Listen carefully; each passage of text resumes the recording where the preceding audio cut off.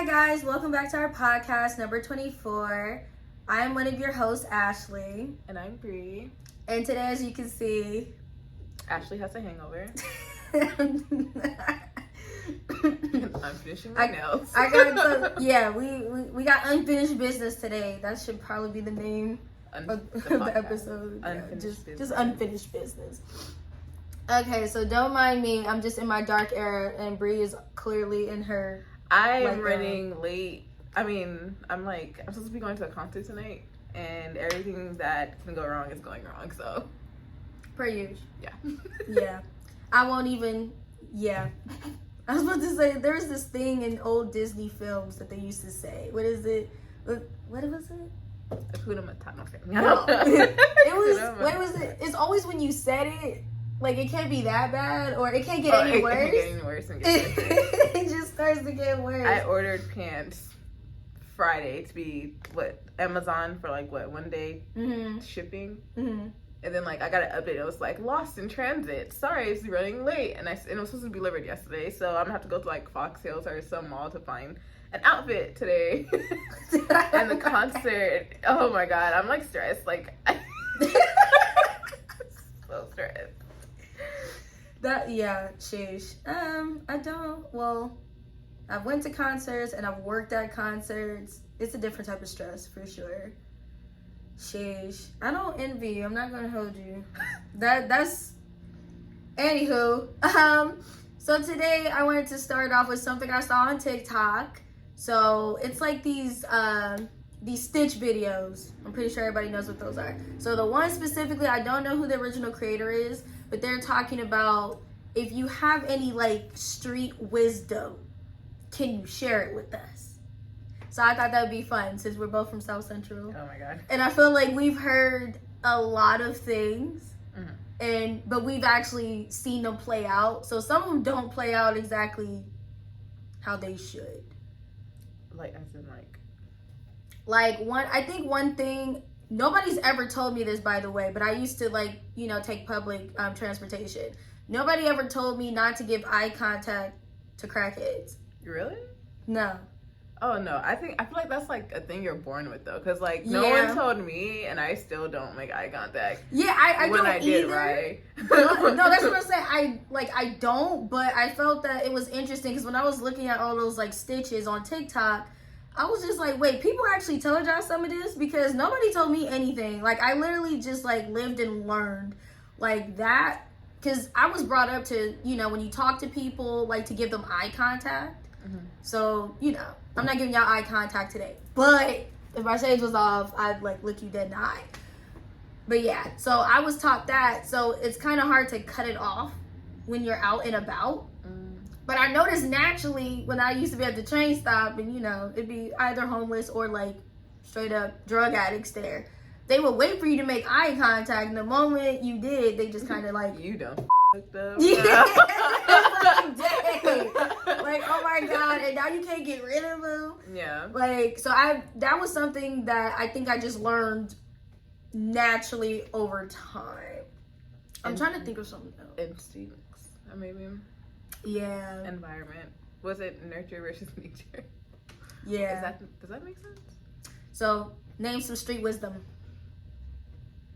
I was cuddled as a child. Oh my, that's street wisdom?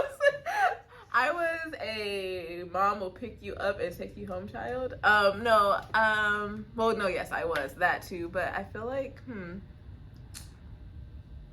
trying to think. I mean, the normal, I feel it's not street wisdom where it's just black wisdom. If people run, you run. You don't go asking questions why are we running, guys? Until after you get to a safe place. Mm-hmm. I think one of them that I just thought about just now is backing into parking spots instead of head first.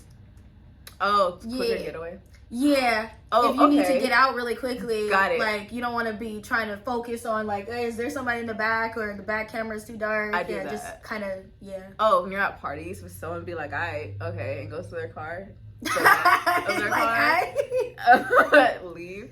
That for sure. I've been in a couple of situations like that where international friends were oh, they're just going to their car. I'm oh no, we need to We need a dip before. Oh my God, yeah. Or there's earlier signs too. Like, I don't know, if a guy keeps saying I think it's time to go. Yeah, like you have to read body language at that point. Like, because everybody's having fun. I'm pretty sure, like, you know, you hate to be the person to leave early.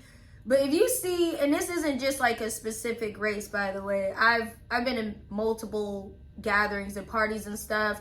It's anybody, actually. If you start seeing them go head to head a little bit too much, or they start getting that look in their eyes, it's just like, where you just know this could go south really easily. Yeah, just get your stuff and go. Yeah, I wouldn't even stick around for that. There are stampedes that can happen. So before you get caught in a stampede, I don't think I need to tell y'all. Like, it's been in the news, within the past year at least, of people dying in stampedes. That can happen at parties too, believe it or not. Like, don't let that fool you. When people are trying to get out, they're trying to get out. So try not to get caught in them stampedes. Like, just watch body language to the best of your ability. They look like they're about to fight, just go. I feel like there's something else street cred that, like, I didn't see them stitches, and I was like, nah, y'all need to.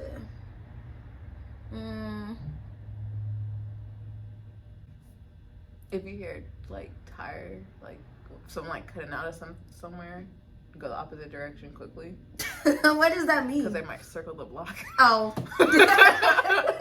Like, if you're outside and you hear, like, the cars go, it's time to head inside. Like, oh, man. Like a real out, like, you don't know where it's coming from, just know you need to go inside just in case. Unless it's my car, then I'm just looking for parking. I still go inside just because. So if I know you're, like, on your way. Now, I've done that a couple of times, like, especially in Koreatown, looking for parking. Like, I'll circle the block 3 times, and it's funny because, like, the Koreans out there, they just be like, oh, okay, she's looking for parking. But if it's, like, black people out there, they be like, what you doing, homie? like, that car did circle 3 times. I think it's time to go. Yeah. I feel like there's one more thing I wanted to mention. Oh, this seems random, but, like, don't get into fights with random people on the streets. I know that's on some people's bucket list. I feel like that. Like, don't do it. What? No, I'm telling, because there was this one stitch. Sorry, mama, for whoever posted this, because you had a lot of great wisdom in your stitch, but one of them was just like, you know, when you don't want to be approached, you need to give off this aggressive energy, right? So I guess, like, to mean mug people, so people can, like, be put off and be like, oh, I'm not gonna come up to you. Not out here. But yeah, there's certain areas you can get away with that in, but not in a lot of them. Not going south of LA. Yeah, east of LA. You can't do that, because when you do that, that opens up a challenge for a lot of people. So some people, always looking for one. Myself sometimes included, like, you doing all that, I'm just like, what's up? Like, what do you mean mugging me for? Like, I wasn't even looking your direction for real. Like, what is you doing? Now all of a sudden we got an issue because you over here, I don't want to be talked to. Yeah, I feel like people get it messed up with, like, either, like, if they don't want to be talked to, if you don't mean mug someone, it's like an aura that you give off. You can give off, like, don't mess with me right now, or don't talk to me. Attitude without, like, mean mugging people. Like, you know. Yeah, because it can backfire. Like, you know, I know as a woman, we get approached literally on our good and bad days. It is just like, you know, you take that as you take it. But yeah, mean mugging, like, there's a lot of times you can mean mug somebody, it be the wrong person, and now you're in a full-blown altercation. And originally, your intention was just not to be bothered and not to be talked to. Now look at you being bothered, about to end up on the 5 o'clock news. Exactly. Like, no facts. So it's just like, like, you know, choose your, I guess, aggression wisely. I ain't saying come out here and be a punk. Like, don't be a doormat. But definitely, like, you know, keep that aggression to a minimum. And I also just thought of something right now. This is more like street wisdom. I feel like I've learned throughout all of my street interactions. So when somebody asks to borrow your phone in public, right? Being us, that can go either one or 2 ways. One, you may actually need to borrow a phone because your phone died, you don't have a charger or anything like that, and you need to, like, get a ride or something. 2, you're trying to steal our phone. So because you can't initially know off of, you know, the first interaction, I think the best thing to do, and I learned this from a little girl years ago.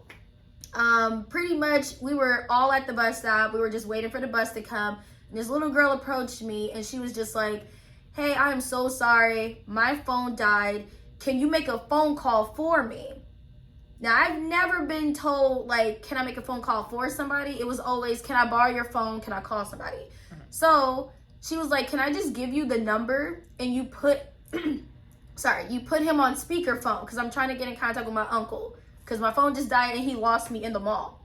So I was like, oh, okay, cool. Like, I felt safe doing a phone call for her, putting it on speaker. She didn't even step in front of me, by the way. This was like before COVID, but she still gave me naturally like 6 feet. Yeah. Which, again, this was a child doing this, and I was just like, wow, okay. So the whole time, and she made the phone call very short and sweet too. Like, the uncle picked up immediately, and then he was like, hello? Because, of course, my number, he don't know who that is. Yeah. And she's like, hey, so I'm actually by Macy's. If you could just swing back around, my phone died. And he was like, oh, great, I'm coming right back around. Stay where you are. Yeah. Hung up the phone. She never touched me. I never touched her. She never touched my phone. And she was just like, thanks. And then she kind of went on about her merry own way. Now, after that, it did feel like, it made me feel more comfortable to, like, make phone calls for people. Because I'm not going to lie, before then, you know, people just kind of checking out your phone. They're like, hey, can I borrow your phone? Like, can I make this phone call? Or, yeah, it's just like, I don't know. What if you steal my phone? I remember that. Like, I think you were with me. And I let this one guy, like, use my phone. And I remember being like, after I handed it over, I was like, did I just fuck up? Like, he's about to, like, bounce? Because I will not be able to, like, catch him if he does run. Like, I'm like, I am not in the physical state to be able to, like, run after this dude. Yeah, that's what I be thinking too, honestly. I've never been the best runner, even in like my best like shape of my life. I've never been the best runner, so I always have to think of that. I'm like, dang, if I just give her my phone, is she or he's about to have it? Because I'm not running. I'm like, dang, I'm gonna have to just cash in on that warranty that I paid for. Like, see, I would have been screwed. I didn't get no warranty. I'm always like, it's fine. I got it. Extra. Nah, I got me once. I like dropped my I don't know, my phone got water in it. I don't know how I had water in it, but my mom had took this like way back in like high school. My mom took it to like the flag store and they opened the back and like water came out of it. And she was like, what happened? I was like, I don't know. How did you not get electrocuted? I don't know. That's like one of the biggest mysteries of my life. How did my phone get water in it? Like, cause I don't. Was it raining the day before? No, it was during the summer, and it wasn't sweat because I keep it in like either my pocket or like I always hold it.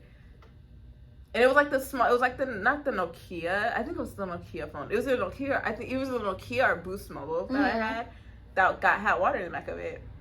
And she was like, yeah, the lady undid it and just water poured out of it. And I was like, it's interesting. Girl, I don't know. I'm still surprised you didn't get electrocuted. Well, my phone, it wasn't working. Like, it wouldn't turn on or anything. Oh, well, yeah. Because it had water. It was trying to stop you from getting electrocuted. Okay. Check out Nokia. Look at God. Look at God. Look at Nokia. Look at Nike. Is that from Nokia, right? No, I don't know. Or is that's a shoe brand. Nike. But Nokia, Nike. No. Okay. No.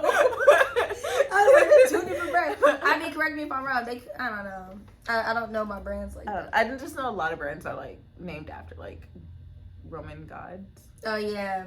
Apparently Nike is the god of, it's either victory or like war cry. I forgot which one, but I thought that was pretty dope. All right. You have any more street wisdom that you can think of? Not right now. Dang. All right. Well, I guess if we think of something else, we can bring it up. But I feel like the phone thing is like the most. What is it? Close the door so you won't let the house air out. What is the cool air? Is that street knowledge or that's just a black thing? Yeah, that's a black thing. Yeah, we trying to say that AC in our AC bill. Oh, that's if I thing. had AC. I don't have AC now. Me neither. But that does make an important point. Y'all should always close the door and lock it. Like don't just close it, but like lock it and make sure it's locked. Make sure the windows are locked also. Yeah, people check, and it's actually a frightening amount of people that don't realize that when people are getting away from authorities or they're just trying to see if something's open, they check doors and windows. Oh, and car doors too. I don't know. I thought it was just natural for people to just lock their doors. But I guess since a lot of cars now have the automatic feature, people just tend to forget to like manually lock the doors when they get in. Lock your doors, even if it's a manual an automatic feature. Because I saw a lot of TikTok videos of like people in their car and all of a sudden like someone goes up and opens it and they're like looking at the person like, that's how you get carjacked quickly. That's how you get kidnapped. That quickly. too. Like, yeah, you should just always lock your doors. Even if you think you're gonna be in and out, you know, it's bothersome, but lock your doors. Because it can literally be like a split moment where somebody takes advantage. And I'm speaking from experience too. Last year, somebody got into my car. And it's funny because they only had like a split second window. I walked away, I walked into the apartment at the time. And then I was like, you know, I don't remember locking my car door. So I just did the beep beep, heard it lock, go back. Next morning, I go to work. Everything in my car is flipped upside down. Now, obviously, I don't have too much stuff in my car. So whoever went into my car looking for stuff, joke's on you, a nigga broke. But anyway, like, they had all, you know, like my car paperwork that's supposed to be in there. They had that everywhere. They had the few little chains that, you know. And I'm a really clean person, so it was just weird. I was like, no, I'm pretty sure I didn't do that. And it did smell like a dirty body in there. I was like, somebody spent a night in my car? Like, that's crazy. But, yeah, so I learned my lesson that day. I was like, even if I need to double click until I get to my house, like, I'm going to just do that. Because, again, that was only a split second where I was like, you know what? I don't think I locked my car. And they were probably already in the car when I did that. Yeah. Which is creepy. But, yeah, you live and you learn, right? You live and you learn. All right, so we're going to segue a little bit because we didn't get to all our poll questions the last video that we did. So the last question we didn't get to was writing and directing tips. So I'm kind of excited about this because I haven't directed in a year, I think. Yeah, it's been close to a year. I haven't been like under any type of direction or directed. I write all the time though. And I know Bree, it's been like a little bit minute for you, but you also do other things. So do you want to kind of like explain to them, you know, your main points, I guess? Of like directing, because I do write, but I prefer not to write. I prefer to put thoughts on paper and then talk to Ashley because she is the writer. I loathe script writing. I hate it. I love creating worlds and world building and like creating characters. I like creating endings. I like explaining deaths. I like killing off characters, and I also like ripping their joint. I'm just kidding. But yes, I just don't like I like giving like points. I don't like filling it in. That's why I just go to Ashley and be like, hey, I have this new idea. Would you like to take it? And if she's free and she wants to, she takes it. I'm not forcing her. She forces. No. But as far as directing go, I haven't really only thing is I've only really directed like what? Two things? 3 things? And out of those 2 was like from school, and then I think, did we do one of my shorts? Yeah. But I'm gonna stop you there because I just want to say really quick, don't down yourself. Like, you definitely directed, you definitely did that. Even if it's school directed stuff, like, you still directed, you know what I mean? And I feel like even in school, you should have more opportunities to be experimental, especially with directing, because there's not really a handbook on it. Honestly, because we both went to school for it, and we both went to separate film schools, but we essentially learned the same things, but then a lot of things you just have to learn when you're out in the field. So yeah, even school stuff, you're still a director. I don't care. Maybe you're not like an Oscar nominee. No, I was talking about writing. Oh yeah. But keep going now. I just wanted to let you know you got your flowers. Thank you. I did enjoy directing for like my short that I did out of school, which was what is my short called? The one with Harry, Sonnet 19. Sonnet 19. Wow, I was her assistant director. This is the only reason why I know. It was such like I feel like it was like chaos before the actual shoot date and on the shoot date. Actually, I felt like it was just chaos. I mean, like every other shoot, it's chaos that happens the day of. But I just feel like everything was going well until the day of the shoot. I feel like because that's when like. But that's every shoot. Honestly, there's only a few shoots I've been on that were bigger productions. Honestly. Well, because they have money. Yeah, it's just they have foolproof backup plan. So even if stuff doesn't work out, they have enough money and resources to be like, you know what, scrap that. Like, we're just gonna do this now. I just appreciate everyone that came to help out on the set, because we couldn't pay anyone and we were just giving people food. And then I forgot that I got nervous because there was 2 shooting locations. My house, obviously, I don't need a permit for my house. But we went to a university that's nearby, and then I realized that we would need a permit if we were caught filming on campus. And we were on the campus, and I was freaking out. And and that's when I found out I was not made for guerrilla filming. As long as I'm not, I can do it. As long as like it's not my responsibility. Like I'm not the director or like assistant director. As long as I'm just like part of the crew where I know I can't get sued and have to pay for the fine, I'm chilling. I can do guerrilla all day. But when it's like when it's like no, it's your film and it's like you're gonna get in trouble for it if you do get caught. Panicking, even though it's like a small unit, I was stressed. I was like, wait a second, I forgot. This is not a public space. This is a private property. I mean, permits are hard. What is it? Permits are they're not required. They're required, yes, but it's like as a girl, like a film student or like just a independent film artist, you're just like permits. They're required, but are they? What's that word? It's like if you like, it's like you don't have to get it. Oh, it's mandatory. No, you don't have to. It's like, cause you can guerrilla as long as you don't get caught. It's a saying. I'm trying to figure it out. Oh, I don't know the saying. I'm out of the loop. Like permits are an option, but they're a requirement. But like it's an option. Cause who's gonna check you unless you're submitting to like film festivals and they really want to know where you're filming. Yeah, I don't know. Do you have any tips about that? Guerrilla style shooting or filming is like permits can be very expensive, and I feel like it's like limiting people's creative caps to a certain extent, because it's like permits can be between like $18, $10 to like $500 or over $500 depending on where you're trying to film. If you're trying to film Disneyland, that's on you. I would never film in Disneyland. There's other theme parks or like other like small things that you can probably like honestly or fake it. It would be better to build your own Disney. No, it would be a lot cheaper to build your own amusement park and shoot there, because I wouldn't even. My brain can't even fathom the amount of money that Disney would even ask for. Oh my god. That type hidden Mickeys everywhere. No, I'm just kidding. Right? But I feel like getting permits depending, like I understand it's like for safety. I'm not saying like that's why you should always have like a safety coordinator on set. And I agree, safety is like very important. But I feel like because they roped in safety with permits, it's kind of like, it's like a I got you moment. Like you have to have this permit, and I get it. It's like it's an umbrella, like the permit so you can film on street to shut down this street or whatever. To have police officers on the street to make sure everything's okay, and then of course, and depending on what filming you have, if you have like guns on set or whatever, it's like an umbrella term. Also, that goes into the depending on what permits you get, but essentially permits are like to be able to film in one location.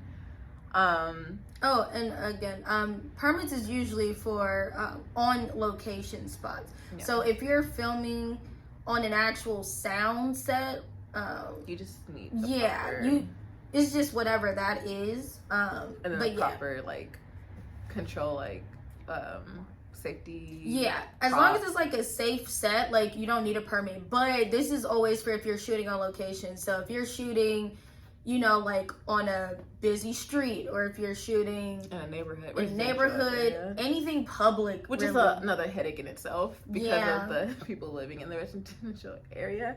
Oh yeah, you know what's funny? This is like trial and error, but like anytime you shoot in a residential area, I guess in LA, a lot of parts people are used to it. So most of us just like, okay, you guys are shooting another film. All right, cool, whatever. But like there's certain places where the people just straight up be like, I'm not accepting this. Yeah. And you know what you gotta do? Go somewhere else. No.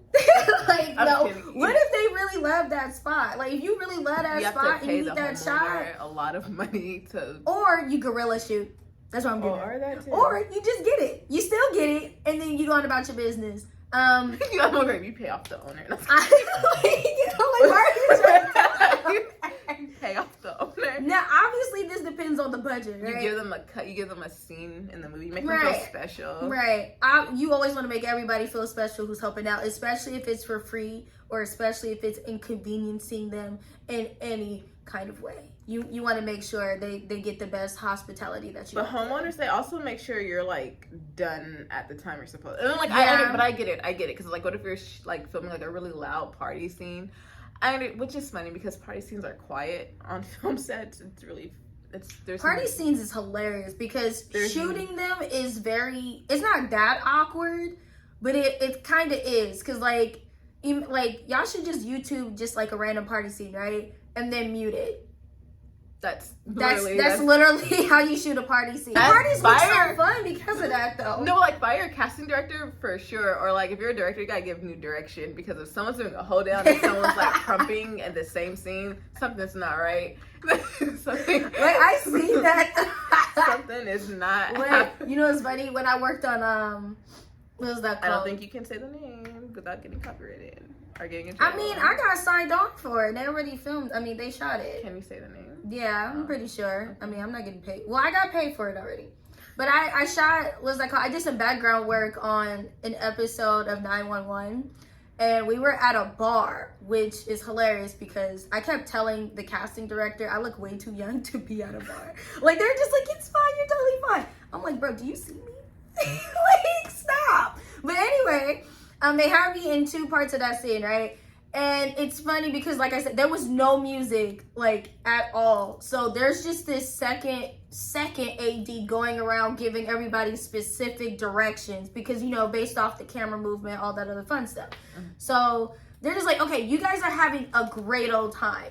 And it's just like, okay. But what's the music? What's the vibe? Yeah, like, it's just what like, kind of club is this? Exactly. Like, what's the music? Exactly. Like, we didn't know anything. And then it's funny because I was paired with this group of people. They looked fun, by the way.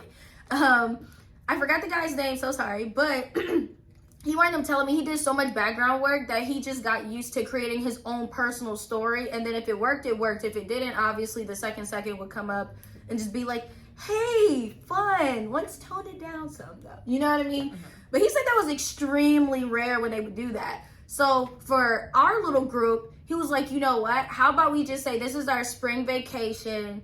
We've been like studying at school for like months on end. We've been planning the spring vacay for like months.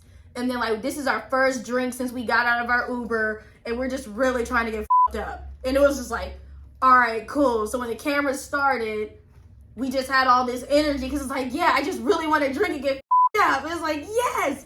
So yeah, the second wind up liking the idea, by the way.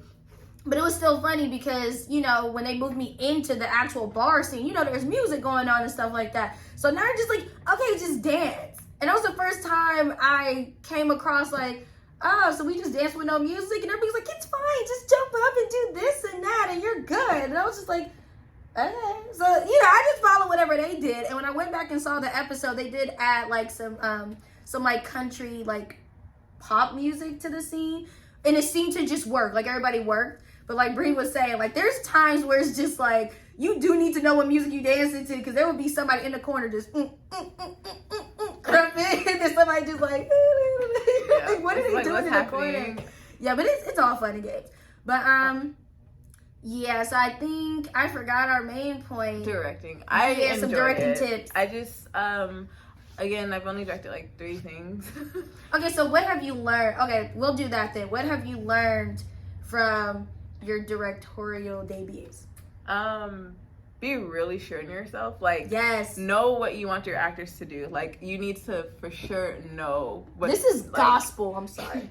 Because if you don't know, your actors will not know. And I feel like if your actors are taking on the role as director for directing your own film for you, you need to go somewhere. Like, you need to rethink and reevaluate directing because it's not the actor's job to direct for you. It's your job to lead your actors, and these are your characters. These are your characters that you built, and this is also, or these are characters that you're supposed to like help bring to life because a writer hired you or a producer hired you to lead because they entrusted you with the vision.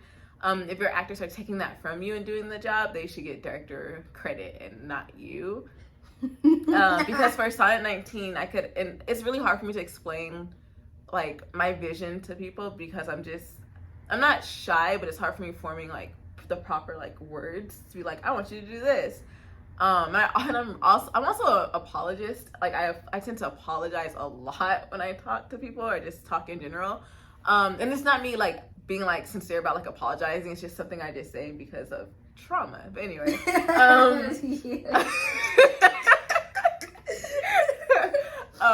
we love it. But yeah, if you're not sure in the direction you want these characters to go, and you can't like tell your actors that, I think it's always okay to be like pull your AD to the side and be like, I need like 5 minutes to like collect myself and look back at my notes before I talk, because I didn't know that I could take a break or like give like myself time to really think even on set, because I thought I had all this preparation, which you do have all this time between actual shoot day to like go over it with yourself and go over it with the actors. But as like, I don't know, like it's, as a director, you do have that. You can, and I know people maybe will like listen to this and be like, duh, you are allowed to be like, I need 5 minutes. I didn't know that. I thought like on film day, because we're like under a certain time, that I couldn't ask for like 5 minutes to take a step back and be like, what do I want? Because I should have you should have already done that for before you shoot.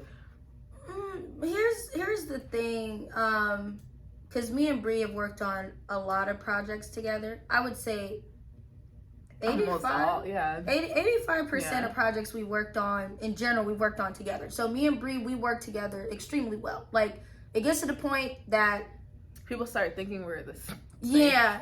Some people think we're the same person, guys, and take that what you will.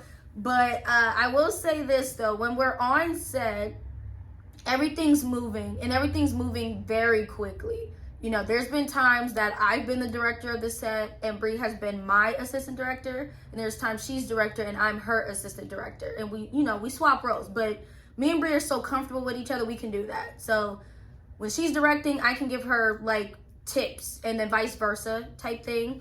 But things move so fast on sets, and then too, you're fighting against time all the time. You know, we do a lot of shooting on location type stuff. So it's like we have sunlight, you know, and the sun is not going to stay up past a certain point. So yeah, it does not just feel like you're running out of time, but we actually do run out of time half the time. So the thing is, it is really hard to take a break. It's not like a regular 9 to 5 job where it's like, okay, take this 10-minute break and then you keep going. We can break the set and the crew, you know, for like an hour or whatever case is. Me and Bree never take breaks. Like we just don't. Like even when we're at lunch, if we even eat lunch, we're still sitting here prepping the next shot, and we're talking to the actors, we're making sure the crew is okay, we're making sure everything's okay. So I'm not saying that necessarily as a tip, I'm just saying like the reality is when you're directing or you're assistant directing, there isn't that much time for breaks, unfortunately. Like there's a lot of times, not saying that this is a bad thing, but like I feel like we don't sleep for at least the day before prep, the day of shooting, and maybe the day afterwards. So there's always like a 3-day span, 72 hours, where it's just like sleep is probably a couple hours here or there. But that's what you do when you love what you do, right? Like you have to love this job, essentially. Like I remember making this like random video years ago on Instagram where I was telling people like, because a lot of people come to me for film tips, and I'm just like, I have to tell you right now, if you're trying to quit your regular 9 to 5 to work on a film set, you are going to get destroyed. Because if you're mad that you don't take your 15-minute break at your regular job, like you're not going to get a 15-minute break on a film set. Like depending on what you're doing, you really have to love doing what you do, essentially. So yeah, when it comes to like the whole time thing, time management obviously comes into play. Preparation before filming is important. Like you shouldn't just, I know a lot of people do it now because of TikTok and Instagram and stuff, but you know, they're just like, just shoot it. It's like, all right, cool. But when you just shoot it, sometimes you don't give yourself time to make errors, to keep it to consideration. You could make a mistake. Something cannot happen. You know what I mean? Like there's a lot of things that happen on a film set that you could try to predict is gonna happen, and then something totally different happens. Like, for instance, there was one time, ooh, sorry. There was one time I was shooting a short film called Incompatible. It's a cool little short film. I love it now, but when I was shooting it, I couldn't stand it. But I remember everything that could have went wrong. We had 2 days of shooting, by the way. So one, we shot on Warner Brothers Studios, which was pretty dope. The other time, we had to find like another location to shoot. So the first day, everything that could have went wrong. Like, literally, my actors called out on me last minute. So, am I lying, or was it the day of? My background actors for day one. I feel like it was the day of. I was just like, so we don't have any background. Yeah. So the only ones who showed up to the first day of shoot was the main actors. Thank God for you guys. I love you so much. But like, they were the only ones that showed up. My background actors did not show up at all. There's excuses left and right, but the point is like, I didn't think all of them wouldn't show up that day. And then it was like the parking situation. Warner Brothers had a lot of stuff going on that day. They had a con or something like that. It was like a fair. It was like a little fair going on. With cheerleaders. So it was music, right? Just loud music. Yeah. And then it was like parking was crazy. So the crew was all coming at the same time. So we had to find parking. Then we had to direct other people there because other people were kind of lost about the parking. And then when we got there was this map to show you where to get to like the shooting location. They were building something. Remember there was like tarps and stuff. So it was whoever played, because wasn't the contest. Yeah. So then it was like what, 15 other people filming. Yeah. The same crews. 15 crews. And this little small area behind like the fake buildings was like the cheer competition and stuff going on.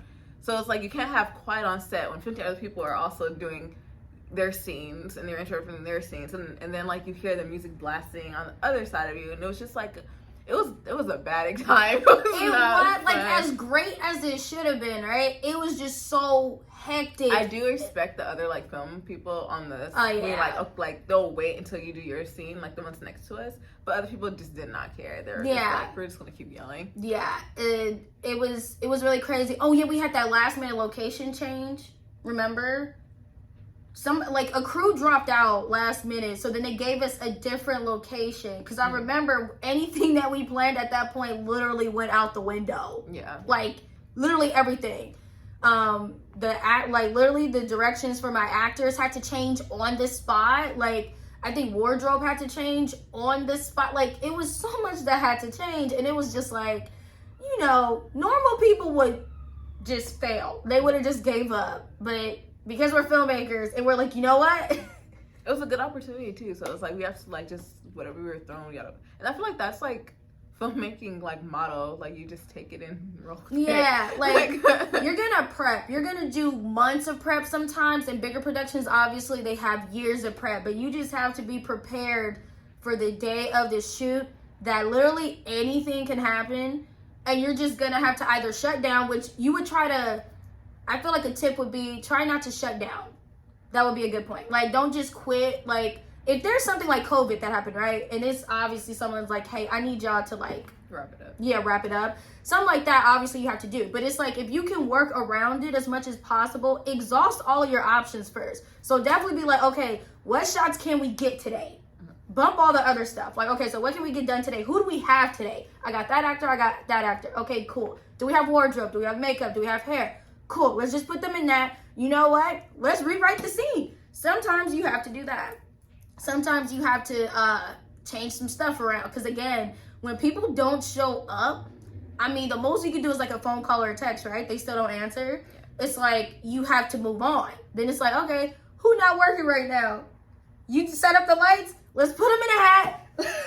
Let's get them in there. And it's just not like when you have actual like producers that have money that are backing you up, or like you have like a budget that you can be like flexible. Well, I say flexible in like loose terms, but like you have the money. This is just like from a student and independent filmmaker that does not have the budget. Because if you have the budget, I feel like that also helps stopping a lot of things from going wrong. I'm talking my experiences from someone who doesn't have like that kind of budget to be like, oh, okay, it's fine, like, or to be able to pay the actors for them to show up, or like give extra some money for them to show up. This is just all experience from someone who doesn't have the budget and is just working off of being like, you'll get credit, or like, we'll feed you, or I'll give you, like, I can only afford $20 to give you right now for gas, or I'll pay your gas. Like, that's my budget that I can, like, at that time to pay. Even kind of now, honestly, if we do start back up, but things work out, and I know we're like soon should be able to get a producer to help out. That's another thing. Crowdfunding is fun. It's cool. I don't like it. I don't like it in a sense because it's just a lot of pressure, and like, not just delivery aspect, but it's like, what if you don't reach your goal? You know, because you're not unless you're using, like, if you use the platforms to crowdfund, they take a percentage of whatever you make, and if you don't make enough, it's usually a huge percentage that they take out of it. So it's not like, and if you don't use the website, it's like, well, how can I get to a broader audience, and how do I collect this money? You know, and like, I get, like, I guess Zelle, but a lot of people don't like using, like, people don't like sending other people money straight to their bank. Does that make sense? And you don't want to also put your bank information out there. But the thing with crowdfunding too is you have to have a crowd, which a lot of people don't understand. Because again, we are coming from like an independent like view on a lot of this filmmaking tips. But the thing that people like saying is kind of like, okay, just crowdfund, right? Because you don't have any money. But it's like, there needs to be a crowd. So I could send it to 2 people. Bree can send it to 2 people. But if those 2 people don't donate and then send it to like 10 people that they know would definitely donate, then like nothing is essentially happening. And, you know, again, this is where people just be like, okay, just shoot it. But there's certain things you can't just shoot. Like me and Bree particularly, the genres that we specify in is sci-fi fantasy, right? So regardless of just shooting it, there still needs to be some type of budget. Now, obviously, if we did dramas are really easy to shoot because that's when you get into like the technical aspects of filmmaking. That's lighting, that's structure, that's production design, that's the actors doing literally all of the work, you know what I mean? Because dramas is led by the actor, right? They're character driven. But when you have sci-fi fantasy, we have all the drama in it too, right? But it's like, we have to create these believable worlds for you guys, and you have to believe it. So if you can't believe it, then we failed at trying to make sci-fi fantasy. And like, I feel like this also harps on like when people are just like, people complain about not enough like fantasy or like not enough interesting things, and it's just always drama and like things that feels like it's repeating itself. It's because a lot of people who want to create don't have the funds to create. Because I know a lot of people who write fantasy and stuff, and they just start doing drama or horror because it's easy to shoot or easy to film. Whereas if you do fantasy or like have something that's not human, it's kind of, you either need CGI, pay someone to help you make practical effects if you do not know how to make your own practical effects, and it just, the bill adds up. And I feel like just money just limits people's creativity. Fun fact, before I like went into like film school and stuff, I thought it was like super easy to film. I was applying to a university's film school, and I freshly out of like high school. No. I was in college, first year college, and I was going to apply to this university's film school. And to submit, you have to submit either like a writing sample. You have to submit a writing sample and like a film base to like a little short that you filmed. I wrote this script called Dynasty. You can take whatever you want from that, but it was a time period piece. First time filming, first time director. Didn't know what the fudge I was doing. 2 friends, or 1 friend and the other acquaintance, went to another big university film school, and prior to that I helped on the production design team. Again, not knowing what I was doing. I shot every single scene in a day. I was like I was like, we're gonna do this all in a day. We did it all in a day, but at like what cost? Like, you're selling yourself short. No. I meant like it came out good. Like, right. If I showed it, like aesthetically, it was aesthetically very pleasing. But it was hectic as fudge because like all that should have been broken up in 2 days. I don't know. I just thought it was just simply like just shoot it. Like I was just gonna shoot it, and we did just shoot it, but it was hectic. Like we filmed the outdoor scene like outside of my house, which again would not know was in someone's front yard because production design. They shot it really well, guys. I mean, she's downplaying the experience, but like if you see no, like, oh my god, aesthetically yes, pleasing. But I'm saying like behind the camera, that whole day was just, and then like I didn't hire a caterer. Like my mom was in like we went to like another friend's like house in K-Town because she had like those beautiful like archways, and like her house was like wooden floor, and I needed that for the timepiece period. Her house was like if it wasn't where we were filming, like mess. I rented a U-Haul truck to carry like all the production. It was a mess. And then like someone like, and then one of my other friends, this is like when someone's like you like made like a ragtag team of like people who haven't even worked in film. The people who were like actual in film school and been on film set were like 3 people on that seat, like that set, cause not including me, just 3 people from that university. And they were like, what the they were like, this is not okay, which is their downfall because I had one of them as my first AD because I entrusted her with knowing what to do and being like, you can't do that. But she turned out to be not that good of a like first AD, obviously, because she didn't stop me. And I was like, we're going to film an outside scene. We're going to film all these scenes on this paper. We're doing it. It was basically like the preview, but too much. Like it was like if you were there, you would understand how like chaotic. And then, I heard stories, and I was just like, that's crazy. I did all that in one day.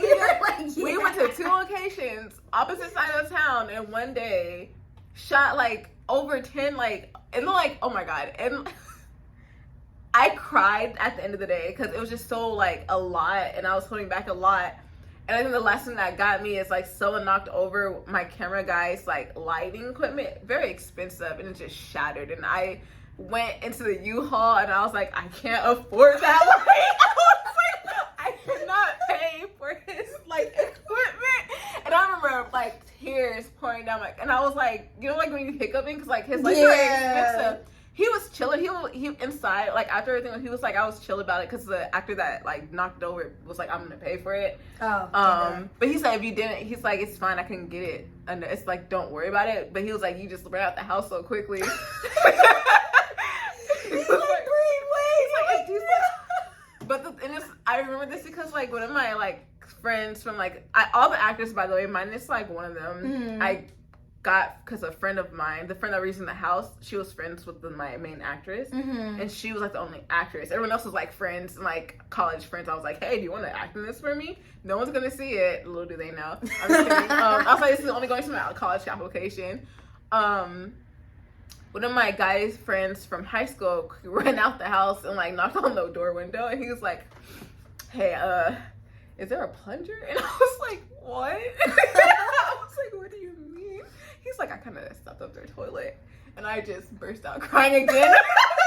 I was laughing, and he was like, I'm just gonna go up. He's like, I'm gonna like walk to like the store because Food was like down the street. So I'm gonna walk to Food and not with a plunger. I'll be right back. I was like, not only did we tear up her house, and then like I felt bad too because like it's an Asian household, and like their floors were hardwood, and she was like absolutely no. She was like very like no shoes. But she made an exception for me to film in her house with the shoes and like And I planned to like mop the floor after, but dude, after that light, I was like, I can't do this. It's a very like if you see Dynasty now, it's like, oh, you probably filmed this in like 1, 2, maybe 3 days. No, it was all in one day. Yeah, take your time, guys. I mean, definitely, there's some film competitions that if you look into, 24 hours. Yeah, they do have 24-hour film competitions. We both participated in those as well.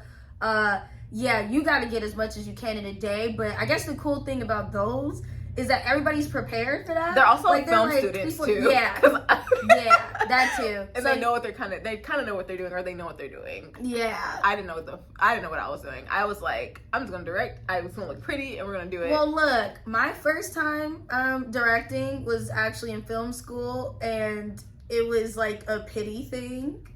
I'm about to vent right now, so I hope you guys hear me. But yeah, pretty much, my first film was called Wolf's Bane, and I remember throughout the whole like film school experience, like I would always put in like, you know, my ideas and stuff to like direct. And for some reason, my personal class would not want me to direct. So it was a lot of backhanded compliments when it came to that. Like, they're like, don't give up, just keep going and keep putting your name in and keep doing this, keep doing that. So I shit you not. It was literally like 3 months consecutively. I was trying to get something like directed. Because again, like I said earlier, I feel like film school is a place that you should experiment with like your sound, your aesthetic, your overall vibe. Because, you know, you could be the next Tim Burton or you could be the next Christopher Nolan or Ava DuVernay. You'll never know until you like test stuff out and be like, you know what, I actually like how she does this, or I like how he directs that scene. Bam, bam, bam, and you can create your own thing, right? But people were essentially not letting me do that. Like most of my film class that I moved with consecutively, there were a lot of DPs. So a lot of director of photography or cinematographers or just straight up cameramen. So everybody in there wanted to shoot behind the camera, right? I was like, I want to write and direct. But like, obviously you learn how to do everything. But when it came to the director parts, nobody would vote me in.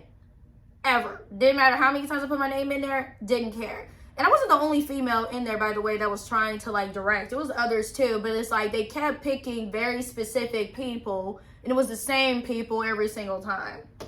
So it got to the point in the program where I believe because our class was so big, they were only accepting 8 scripts, I think. And I remember I was like, I didn't even want to turn in a script because I was like, they're not gonna like let me do it if everybody submits a script. And lo and behold, I got in to direct, but only, and this is the stupid part, only because a lot of people in there didn't like to write. So if I'm not mistaken, if memory serves me well, there were technically 9 scripts. I think 9 scripts were submitted. 2 was submitted by one person. So they told that person that they were going to have to choose one. And then that kind of opened it up to like, okay, but who got that like 8th spot type of thing? And then it was like, you know what? Ashley technically submitted a script. So I got like that last spot. And I was just like, I wasn't even happy about it. I'm not going to hold you. Because the way that the teacher explained it, it seemed like it was just like, well, not everybody submitted a script. Again, there was probably like 30 people in that classroom. So if 30 people submitted a script, I'm pretty sure I wouldn't have got picked. But because it was like a technicality, I got picked. So because of that, I had the resources, because they gave us a small, but it was a micro budget. But they gave us a small little budget to work with. They gave us all these tools to like cast, and then they gave us all these tools. We got to use like our sound sets or shoot on location. I shot on location because who just has a sound set? I'm that type of person. Yeah. Mine had like fantastical elements, and the way that I wrote the script, it was heavily based on outside. So there was a lot of stuff I had to do outside, which is why I know about the outside stuff. Now, when it came to the crew, and this will lead into one of the tips for directing. As a director, you need to have a strong crew. Like, a director needs to know exactly what they want. Not to like a, like an anal tea, but like have some room for growth. Because again, things are going to happen. You're going to have to be able to maneuver around it. But you're only as strong as your team. You know what I mean? And you're going to miss a lot of stuff, especially as a first-time director. So I would even say as a first-time director, you should have a strong DP or cinematographer, because they will see things physically that you're not going to see. Because as a director, you're just like, I need my characters to do this, and I want to portray these feelings, and I want to feel this way, and I want to smell this way, and blah, blah, blah. And then the cinematographer is going to be like, okay, how about a shot like this? Or this? Or, I want to show everything, or let's just show little bits and pieces. Like, a DP will be able to put your thoughts, your feelings, the smells that you want, and the overall aesthetic into, like, the actual camera movements, right? And then the cameraman will just, like, articulate that. And then you also want to have a strong production designer, because these people are making a believable world for you. You can have the best lights, you can have the best actors, you can have the best director and the best writer, right? But if that production design is off, nothing is believable all of a sudden. It's like, if this is a messy person and them walls look clean and the house is overall clean, it like suspends your disbelief now. Now you're just like, I'm back in reality. There's no way this messy person lives in a white house with pristine curtains and, you know, all that other stuff. Like, no. A production designer is going to come in there with their crew, right? And they're going to make that house messy. They're going to make it look lived in. And if you notice, when you go back to look at like films, especially from like the 80s and the 90s, a lot of that stuff disbelief, you know, put you in disbelief because everything felt lived in. And maybe it was. Maybe they did just kind of move into somebody's house. Or maybe they, you know, made it look like that. So you want to have all these very strong, heads on your table as a director, because that's what's going to ultimately bring your, you know, your vision to fruition. So that's how Wolfsbane, if you was to look at it now, is probably still my best looking film, I would say, even though it's my first film. But it's because I have so many great hands around it. Like, I have really strong everything, and my producer, like, was the strongest, because he was producer / AD, and I'm telling you, there was so much stuff going wrong on that set, and he never let me know it. He never let me even hear about it. If something went wrong, he handled it behind the scenes, and I never came across it. I didn't hear anything was a problem until a year after we shot the film. I think one of my people, I won't say his name, but we bumped heads that entire shoot. Bumped heads the entire time. And my producer was the one who would get in the middle and be like, hey, who's the director? Whose vision is this? I need you to back off. I didn't even have to say nothing for real. And then come to find out, that man was drunk on my set the entire time. I did not know that, by the way. Because again, my producer will handle that stuff outside. Well, producer / AD. So in saying all that, I feel like there's, you know, we've done a lot, but I feel like the tad bits you should take from, like, at least as a director moving forward, is that there's no clean handbook to follow on it. It's just trial and error.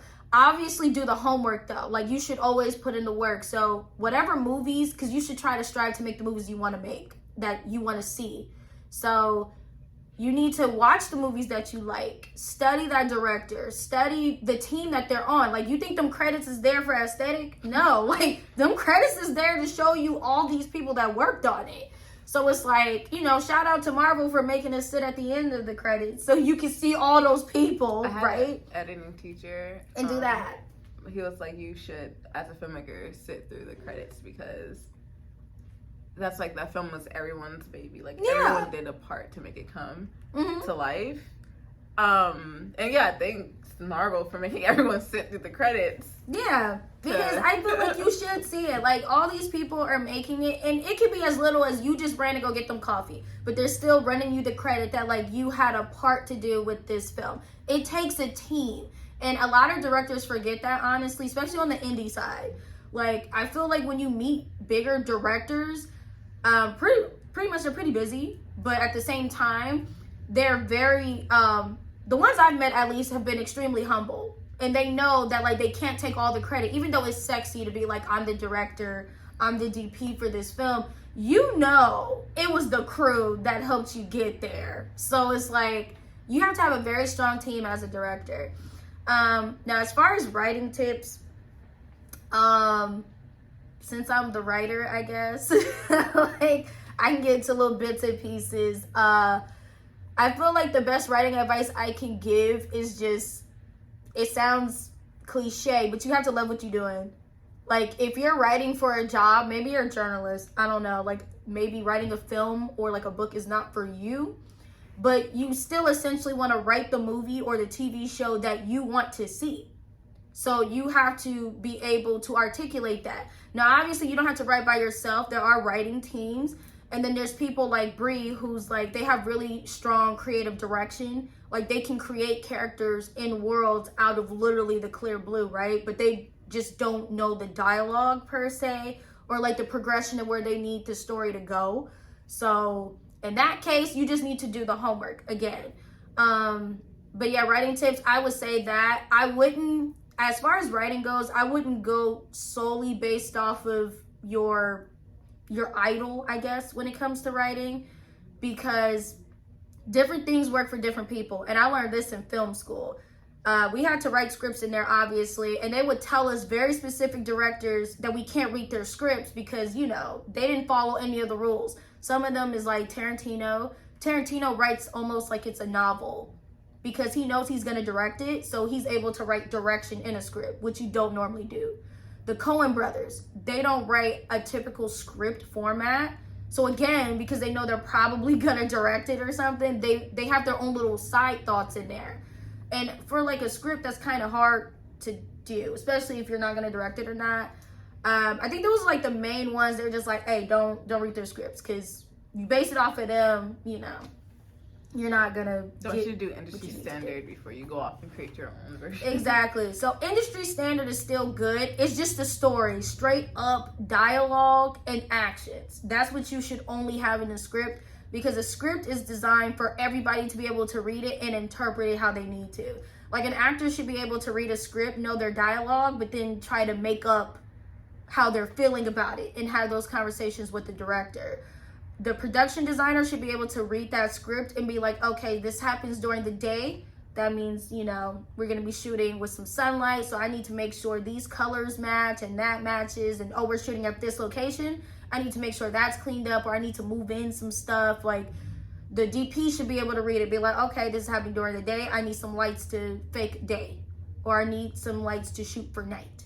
Oh, it's during a rainy storm. I need effects. I need to go talk to the effects people. Like, people should be able to read the script and make their own notes for that. So you definitely have to keep that in mind when it comes to writing. And also, don't be so married to your script. I know that's really hard because you put so much time and effort in it. But unfortunately, things have to change. Sometimes people have ideas. They're like, you know what? Instead of saying this, because I don't think that's natural for my character to say, is there a way I can say it like this? And all of a sudden, they thought of something that you don't know. And you're like, yo, I could add that. And then you change it. And it doesn't like change everything. It's just, you know, things happen. Mm-hmm. Like, one time I shot on a set and the car exploded. That was not part of the script. So we had to sit there and figure out how we were going to put the car out of fire and rewrite around it, because the main character is supposed to be laying on top of it, staring at the stars. No. That was not gonna happen. So we had to sit there and try to like go through some quick rewrites to figure out how we were gonna get around that. You know, I was on this set, and the horses that they had in the background decided to run off through film camp. So not film like this, not camp, through it is shit. What's that called? Base camp. Mm-hmm. It like ran from set and went through base. So things like it brings us back to saying, like, you cannot predict what's going to happen the day of filming. Yeah, you can't. So you just, you got to be able to, you know, be flexible enough where you're like, you know, you're not sacrificing your overall vision, but you're still like, the horses ran off. All right. That's why you should have a wrangler on. Yes. Yes. Then not the owner, but an actual like. Yeah, don't skip out on money. That just goes back to budget it's too. Safety. Yeah, like try to control that horse. Not even the owner. She was like, "Oh, there you go." So we're like, "What do you mean there he go? You're not gonna go get him? You're not gonna running through base camp." I've seen, what's that called? I haven't worked with too many animals, but yeah, the owner being there is okay. But if the owner's not a wrangler, that's a separate job. It's just being on set. Yeah, I get it because they handle the horse, but if they're not like a trained, I mean, technically, I guess they'd be like a trained person. Professional, it's loosely based, especially if they're retired. And the thing is, the horse was a rescue, and she usually let them just run wild on her property. And they were nice to her because, you know, she feeds them and they know her. But like coming in with all these special gadgets and stuff, and they haven't been tied for a while. Not saying we did tie a horse to a tree, but it's like in a loose kind of way. It wasn't like tight or anything. That's why I was able to get out of the rope. No, but see, a wrangler would have been trained to know, like, but then the again, signs of like horses' aggression and being like, it doesn't like that. We should probably chill out. Yeah, because honestly, you probably shouldn't have used the horse. There was a lot of things bad on that film set that happened anyway. Like, it wasn't a safety literally for that whole filming duration of my film school, the last film that we did. It's a good film. Like, watch it. Please watch it. Support it. But safety was definitely not there. Just kidding. Not really. Safety was always there. We were all safe. I'm just saying that AD was probably sweating bullets. My foot went through the I will never forget that. I was on top of the old movie theater and my foot went through the fucking roof and the DP was like, get over here. Get over here. He was like, be careful, but get over here. Bro, safety on every set is subjective, unfortunately. I've been hurt on every set in some form or fashion. On my set? On my set. Oh, that was mental. Oh. And emotional. All right, I'll take that. That's fine. No, that wasn't physical. That's fine. I'll take that. I've been physically hurt on set. Like, you know, because when people yell action or you notice they're shooting, if you're in the shot, you just have to duck. So I had to duck, and I hurt my back doing so. Did that person care? Not in the slightest of bits. But did I leave that day? Yes, I did. Oh, and also, yeah, honestly, positive. You don't feel safe on the set. I understand like contracts whenever you sign, but if it's not safe, just leave. It's not worth your life. It is not. It's not worth it. It's not. And that's a thing on any set, by the way. That's an indie set. That's a big set. If at any point in time you feel like this is not something you can do and you do not feel safe, if you talk to the proper people too, right, and you let them know your concerns and they're still not, you know, validating you. Yeah, you should just go. I can't tell you how many sets I've literally left or didn't even step foot on that set because they couldn't guarantee my safety. Like, I won't sign your contract and I won't show up. And that's not me thinking I'm better than anybody or, you know, I don't respect anybody. It's just the least you can do on a film set is, like, take care of your crew. And if you can't do that, then, like, I'm not about to work here. Because, again, me and Bree Level were doing so much that we don't mind losing sleep to do this job, essentially. But it's like, it gets to the point I'm losing sleep and I'm getting hurt and I'm not getting paid. Be for real. Like, and also, no. Like, you don't feel respected by your, like, other crew members, especially the ones that are, like, above the line. It's like, why would you even ask me to help at that point? I also feel like this is for like film school students, don't pigeonhole your classmates when you do like on set things, like in class things. So I know like before we moved up to like the last final film class, when you do like one film and like everyone falls into place, before that you kind of see where everyone's like skills are, and like you do like a scene, or for us we did like a scene each week, and like there was like again 8 scenes picked, and it wasn't a film, it was like literally a scene. Like, for instance, I was picked to do a scene, and I did Cleopatra, and we were supposed to change. It was Elizabeth Taylor's Cleopatra, and we were supposed to change something about it. And instead of having Cleopatra be played by a white woman, I made her black. And instead of it being the palace when she meets Julius Caesar, I met him come to meet her in her war room. So I did that scene, but that's what I changed about it. The point is, throughout film school, I bounced around. I really love to do AD work. That's my huge thing. If I want to get, like, I feel like it's my end, either being part of the AD team, which is like either second, third, or even a PA I'm chill with. Or my goal is first AD, but I'll take second AD or anything again in the AD team. Not me trying to sell myself. Anyway. Right. I'm like, go ahead, girl. But I did bounce around. Like, I remember I was part of the camera department for one scene. I pulled focus. I think I did really good on that. I pulled focus twice for 2 different people. And then for another, I worked on lighting. And then for other, the point is, I stayed away from production design for a reason. And then to be placed as an art director for the final film grinds my gears. Because like ever since then, when I do get called back from like my from my film classmates, it's always for production designer. And it's just like, I get it, I can do it, but it's hard because at the beginning people didn't have money, or if they did, they wouldn't support the production design department. It will all go to like the camera department. And I understand, big shiny camera, big nice clear picture, but if your background ain't matching, if your background looks fake, that money you put towards that camera is gonna make your film flat. Like, I used to be really, like, I used to have a huge grudge on the camera department because of that reason, because I was pigeonholed in production design, and I understood what production design went through on, like films that aren't, who don't have, like, producers who get money for all the departments, and when they do get a lump sum of money, they just spend it on, like, a really nice shiny camera for the camera department, and, like, production design get, like, you know, the pickings of it. So I used to just not like the camera department, and I'd be like, they didn't put all the money into production design, which is true, but not. I feel like it needs to be equally shared, because without camera department, your masterpiece you did for production design, it won't give it the full. If you don't have the right camera, it will not give it justice. Without production design, you can have the most nicest camera ever, but if your like background looks like crap and it doesn't look like what you want it to look like, it's just gonna fall flat, and it's not gonna, you know. So we all need to work in harmony, okay? Yes. The Avatar is back, guys. Fire Nation, camera team. Because I love the camera team, but when I work under Bree on a lot of projects in the art department, that's literally the constant struggle.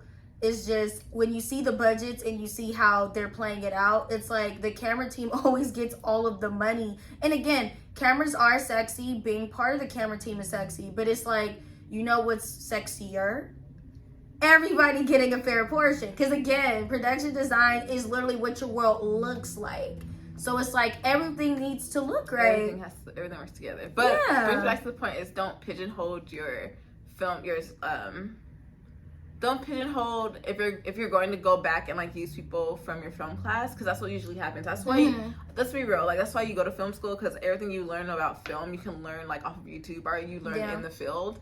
You go for the contacts, and if you're gonna just, you know, because I've been pigeonholed for so long, because what I heard through the grapevine, because I applied to be part of the first AD. My first choice was first AD, because I worked on a lot of my class sets. I don't know if I talked about this in the first podcast, but if not, you can always cut this part out.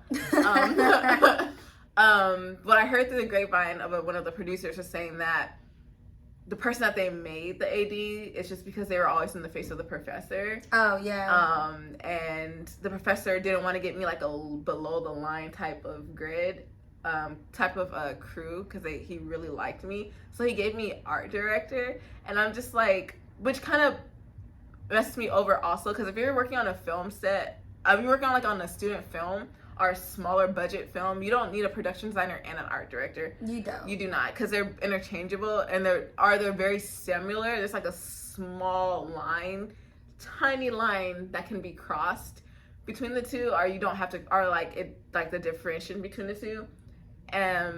You don't need both on a small film set or a. You don't. You don't. You just don't. You need either or. And it just randomly like useless since like I did make a whole book, like a Bible for the film, and I did do like the characterizations, and I did the clothing for the wardrobe, because at that point I was just picking up pieces. Also, I like to also say it was also a period piece we were filming, a historical, very historical event in history we were filming. And you want to know how many production design team, how many people were in the team? It was technically, I feel bad saying this, but it was like me and another person that was really good, and she really wanted to be production designer. And after that, it was like the throwaway, like they couldn't fit the people where they like. I feel bad saying, because like they aren't throwaway people, but as the class didn't really like, the professor didn't really care so much about the students like that, because he felt like either they were playing around so much or they weren't trustworthy. But then they stuck all those people as production designer team. It's like on a historical event for your film, you don't want to stick people who you're like, in the production team, because that was huge. And at the end of the day, it was literally left to me and the woman who wanted to actually be production designer, running around like a chicken with our heads chopped off, setting up scenes, breaking down scenes. Like, because at that point, a lot of people didn't really want to jump. Like, the camera department would just sit there and watch us, like, running around, like, setting up a room. And it's just like, you guys literally already set. Like, it takes you like 5 seconds to help us, like, pin this to the wall. The first AD, even though she got what I wanted to do, she was really helpful in trying to. But again, she can't help PD team when she has to like run and make sure everyone else is, on their P's and Q's. You have the gaffing team, after they set up, they low-key disappear, which they're usually in their truck chilling. And again, it's like 2 of us out of 4, kind of me and the lady, the other 2 just disappeared, and they weren't really that good of a help. Because they were technically wardrobe. Yeah. And like you just have 2 people setting up this old house and just running around and then like, oh, this isn't shot. And then, sorry, now I'm just full on the ranting. And this is like when you go to these meetings and they're just like, hey, what do you need? We need money. The meetings is hilarious because you have a whole pamphlet sometimes, or you have a whole like document, like a digital document. Like you see this Bible I made. Say you need money, and they still be like, huh? So what else do you need? No, it's like money. So we need these cameras and these lights for this. We got it, and it's like, and you're like, production signs up here like, throw us something. Like this $300. It's not even good to set up the room that we just got. Sorry, the huge fudging room. You know? No, I don't. I really don't want to cuss on the podcasting. Too bad. You already did it earlier. I know, but you cut around it. You cut around it.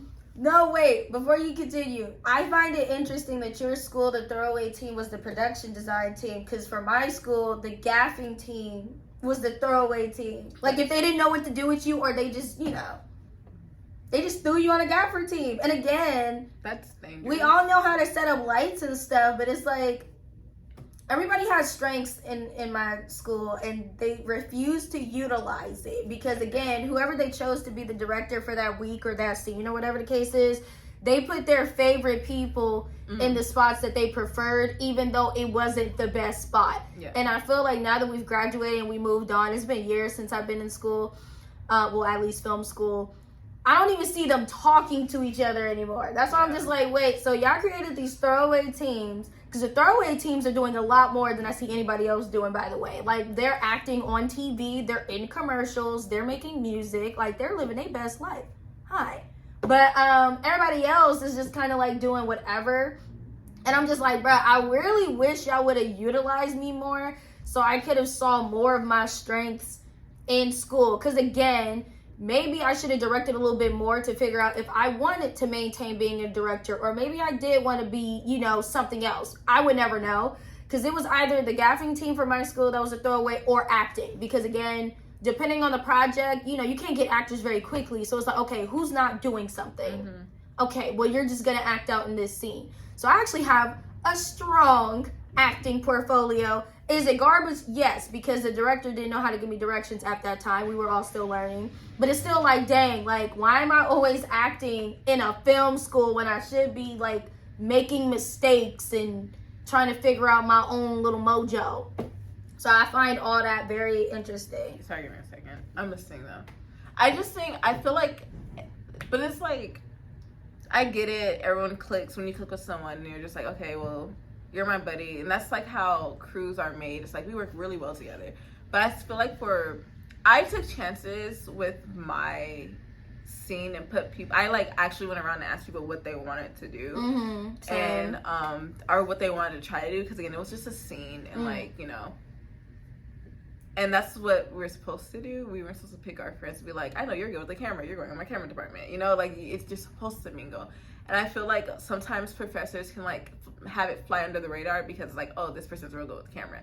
I'm not saying my professor did that. I'm just saying I feel like, because it sounds like it's the same problem where like people click up and just like, oh, you're really good at this one thing, you're gonna do this for the rest of the 8 scenes. And the person that's doing whatever they're doing, they like doing it, so they're like, oh, for sure. But then it's also a disadvantage to not only the person that's just doing one thing, because at that point, school is for you to learn. If you're paying all this money, you should dabble in every single area just because you're paying that money. Film school is not cheap. It's not. Oh, well, unless you go to like a community college film program, which are also good. They're also very valid. But yes, film school is also not cheap. I don't know. I feel like I don't know. There should probably be like not discretion, but like you should give people a chance when you're in film school. Yeah. Because in the real world, I understand you're just like, I don't trust this person on the camera because it's an expensive camera and they don't know what they're doing. They can't touch this camera. Mm-hmm. I get that, but when you're in film school, it's not your personal camera; it's the school's camera, and they kind of have a warranty going on where something happens to the camera, or the testing cameras. I know when we film like big things, we had like a red camera, and of course you have to be on like paper, the film department, to be able to touch it. We had I forgot what we called it, but the people who went to school with me, y'all remember what it was called? It was almost like a down payment thing. I forgot how much it is. I just know if you broke anything at that point, they would use that to cover the cost of covering it. And then, of course, if you graduated and you never broke anything, you would get it back. Mm-hmm. So I got mine back because, again, they said 2 hands. I was like, you got it, boss. 2 hands on this lens, because them lenses was mad expensive. And they're still mad expensive. You can't really, you can't play around with the lenses. Shit. Sorry, give me a second. Nah, you good. It's me running late for a concert. Nah, it's okay. We can cut it short today because this was a strong film talk. I hope y'all learned something. We can obviously go into more depth with like different jobs in the film crew, because I feel like when you build a film crew, obviously it's best to know people's strengths. It's best to work with people that you like working with, for instance, because you're going to be with these people past 8 hours. You're going to be 12, 16-hour days sometimes. Dude, it was 24-hour shoot. I remember that 24-hour shoot like it was yesterday. You have to love the people that you're with. I ain't saying get married to them, but low-key, like, me and Bree do this thing when we're in pre-production and we have, like, a pre-production meeting where we're just like, okay, so before we start, just know we going to give apologies out right now. Because when we start shooting, we know things is going to get really crazy. Like, we're going to get hot. We're going to be sweating. We're going to be moody. It's going to be okay. There's still love there. Nobody hates each other. It's not like an ego thing. It's just what naturally happens in the chaos of things. And then we also say, keep your phone on. And this is all our baby. So even though I may be the writer or director or vice versa for Bree, this is all of our baby. And we all have to pay child support. So basically, and it's not done until the film is finished. Yeah, that's another thing too. There's certain people, depending on your job, like an actor, for instance, right? Like their job essentially is done once they've shot everything. Unless we need to do a reshoot or we need them to help with like marketing and propos or something like that. Mm-hmm. Which at our level we haven't like utilized yet. But moving forward, we're gonna try to do our best with that. But for actors, their job is done. They're usually going on to another gig really soon. They're good. Cameramen, their job is usually done unless we need to do a reshoot because, again, they're the technical part. So, they're probably just off to another shoot. But, like, DP, editor, director, sound. To an extent, sound. To the extent producers, if they're involved, our jobs isn't done until that movie is cut up, finished, finalized, and put where it needs to be put. So... again, this is all of our baby, and we're all, even the PAs, paying child support. So I think we're going to end it here for this week, and please let us know if there's any questions or like comments that you want us to like reiterate or to go deeper into, because film is really hard to put into one sit down. Honestly, it's a vast world. If you want to know more about that, we can. If you want us to like react to some stuff or like comments or ideas or something like that, we'd be more than welcome to do that. Again, I'm your host, Ashley. Every week, get it together. Come on. I'm free. Oh my God. Bye-bye.